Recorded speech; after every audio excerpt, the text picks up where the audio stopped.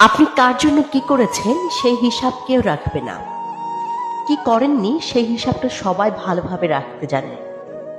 বিশ্বাস জিনিসটা অনেক মূল্যবান, একবার ভেঙে গেলে দ্বিতীয়বার আর বিশ্বাস করা যায় না।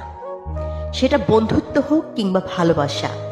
কখনো অন্যকে ভালো রাখতে গিয়ে নিজে খারাপ থাকবেন না। দিন শেষে দেখবেন সবাই ভালো আছে, সবাই নিজেকে নিয়ে ব্যস্ত, কিন্তু আপনি যে ভালো নেই তাতে কারো কোনো মাথা ব্যথা নেই।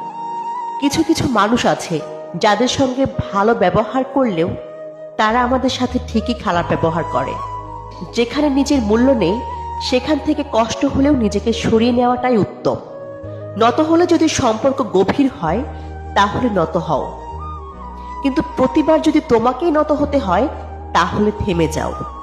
কারণ ভালোবাসার স্থান বুকে, পায়ে নয়। মানুষের পতনের জন্য অভিশাপ লাগে না। যাদেরকে কষ্ট দিয়েছেন তাদের বুক চেরা দীর্ঘশ্বাসই যথেষ্ট।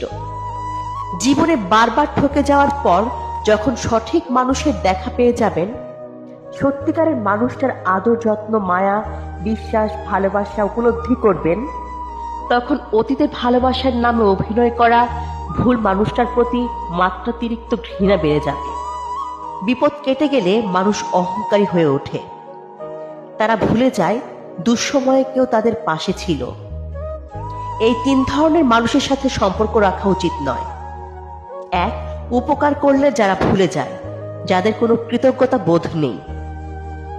দুই, কোনো কিছু ধার নিয়ে যারা ফেরত দেয় না, ছলনা করে। তিন, যারা বিশ্বাসঘাতকতা করে।